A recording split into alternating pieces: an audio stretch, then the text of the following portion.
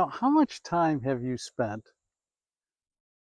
listening to the inner dialogue in your head? What it is that you're saying to yourself? There's times there's that wise coach that's in there, and he or she just has the right thing to say and knows exactly how to comfort or soothe or guide you or make suggestions for what's possible, and you believe it and you take action on it and you do something with it. It's so much fun when you have those moments of enlightenment and help. And then of course there's that critical voice, right? The the judge, uh, that's in there, and it's just the narrative goes on and on and on, and it's all the negative stuff and the woulda, coulda, shoulda, and the criticisms. And then we have the like the sneaky attorney, the one that's always trying to justify and find legal ways around what we know on our best day is not a good idea, and is not helpful, not supportive, not just not it's just not us. And then we do it anyway because in the moment it maybe it made sense. It's important that we listen to how do we talk to ourselves and recognize that none of us are just one person. None of us are monoliths. We're multidimensional, multifaceted, amazing human beings, all kinds of potential and possibility. But then we develop these habits of thought that keep us kind of in the same realm, the same person, the same. And we get up in the morning, we do the same thing. We get out of the bed the same side, same way, wander into the bathroom, take care of life. Maybe you take a shower, wash yourself the same way, use the same soap, use the same shampoo. Get in the car, take the same road to work, uh, do the same things. I mean, we're experts at it. We've trained at it. We're good at it, but it's kind of the same. It's just that falling into the routine. And imagine doing that year after year, after year, after year, after year, 10, 15, 20, 30 years. And then I hope at some point along the way you wonder, is there something else? Is there another possibility? Did I incarnate maybe for a different reason? Maybe there's something more or something less. Maybe there's an adventure I'm supposed to have. Anyway, I want us to consider today, how do you interrupt that? And I'm tipping my hat here to Joe Dispenza. Dr. Dispenza wrote that beautiful book, Breaking the Habit of Being Who You Are. Why is that important?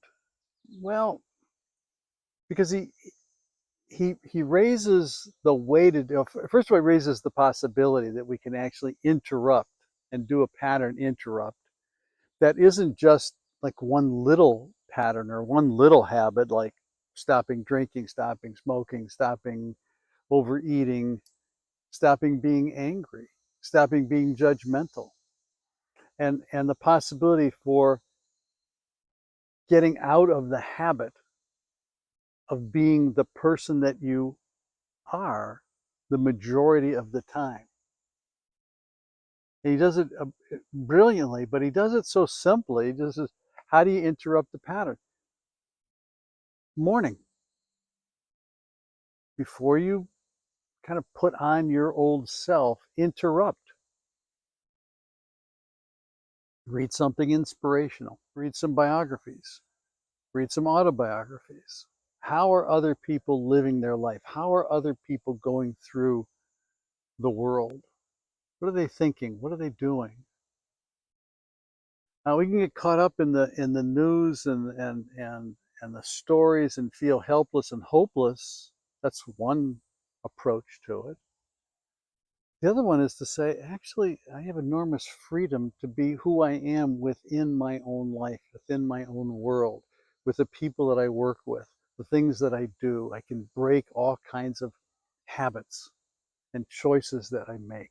One of the ways to do that is first thing in the morning.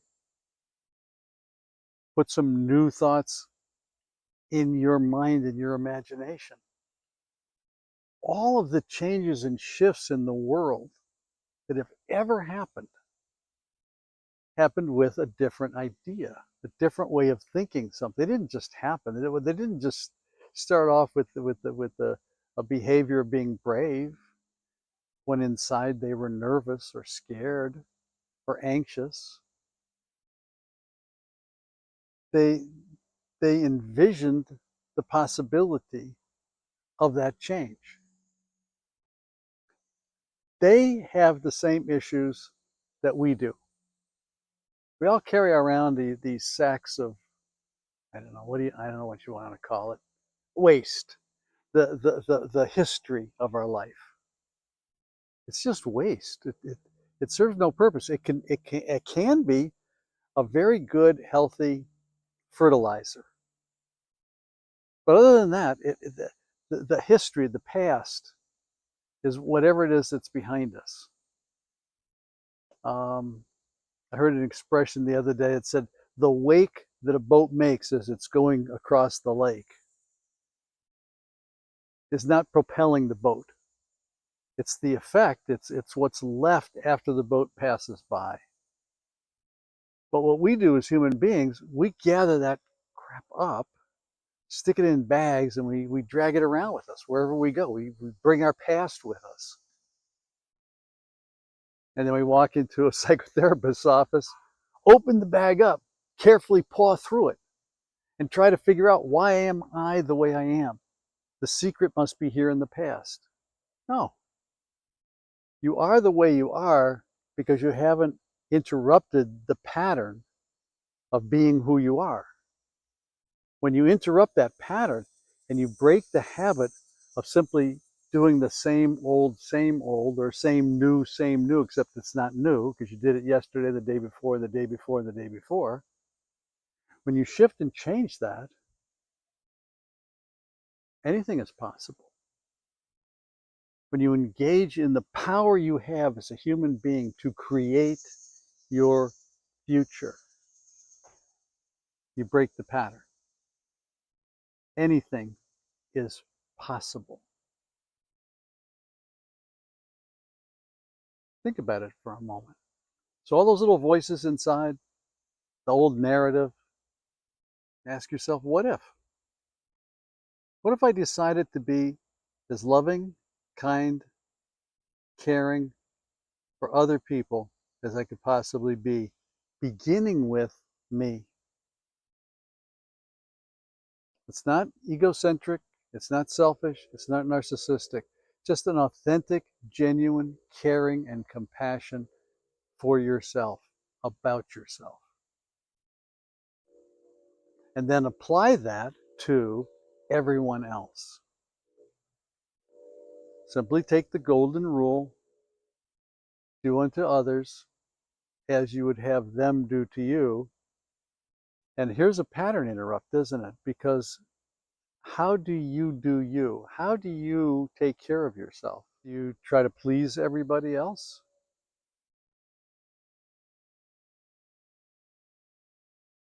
Do you try to meet everybody else's needs and put their life before yours? What happens when you do that? I would say probably not a good outcome. Respect others, but respect yourself. Take care of others, but take care of you. Speak kindly to others, but speak kindly to yourself. Let go of the criticism, the judgments of yourself, and then release the others as well. So I thank Joe Dispenza for writing that book. And I want to challenge all of us to begin to do the pattern interrupt. to look at how you begin the morning. Take an extra 5, 10, 15 minutes ideally to just wake up, be grateful that you're awake, count your blessings, whatever you want. But seriously, you're awake. You have the potential and the possibility to have a different kind of day today. Start with that. And whatever is happening to you, be grateful for the possibility that it could be worse, but it's not. And then go forward from there. What else do you have to be grateful for? Do you have food for today? You have some clothes that you can throw on? Did you have a place to sleep last night? Or if not, was it at least dry? Was it warm? And then to keep going from there. And then the universe, this sustainer of your life, trust that as the Hebrew scriptures say, that life source opens its hand and satisfies the desire of every living thing. If you're not satisfied, then you're not over this relationship. You need to get to the place where you find that. And how do you do that? Begin by asking. A lot of us don't have or didn't have because we didn't ask. It's amazing when you go asking and searching for an answer and you really look. It's like cleaning my eyes from the dust or whatever it is that's here. And look for the answer. Go seek, because you will find. It's there. Knock. The door's open, but ask. And then in faith, wait. In that place of patience. Let it evolve. Let it come to you in its own time. There may be some other things that have to happen first. I don't know the exact circumstances or conditions of your life. Maybe some little things that have to get adjusted first before there's room and space for something new. A lot of us have drawers that are just chock full of junk. Closets, attics, basements, trunks of the car. Sometimes we have to clean up and make some space for the new. Whatever those things are, do it, get ready for it, because then there's room for the change. There's room for the transition. There's room for the healing. There's room for the health and the vitality and ways of being of service in this world.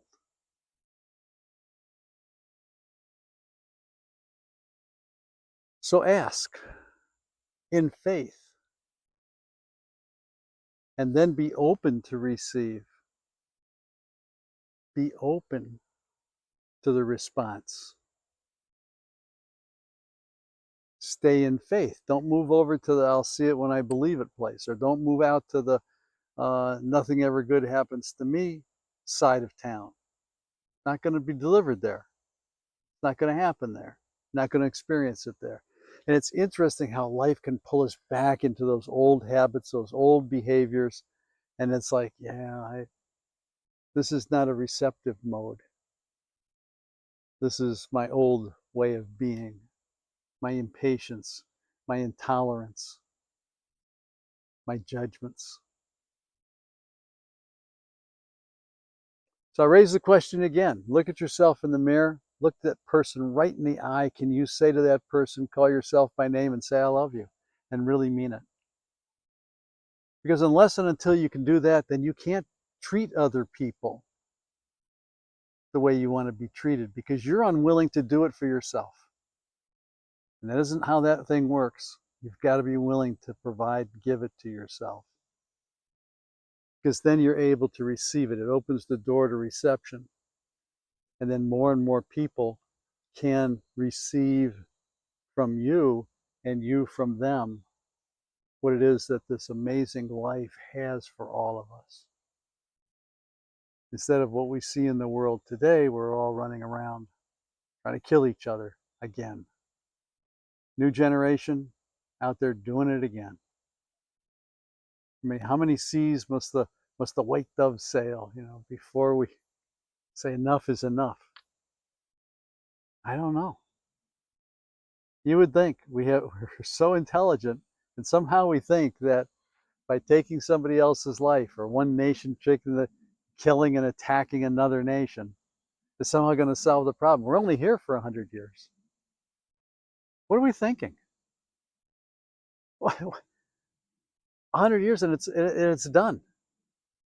With the kids and the grand, no. The change happens with you, with me now. So I hope this maybe irritates you enough to do something, or opens the possibility for things can be different. But make some comments below. Let's talk. Let's engage with each other on this. And I wish you all a beautiful day ahead. Break those habits. See what's possible for you, because it is. Jump over some timelines. Surprise yourself. Click the like button. Share with others. Namaste. Thank you.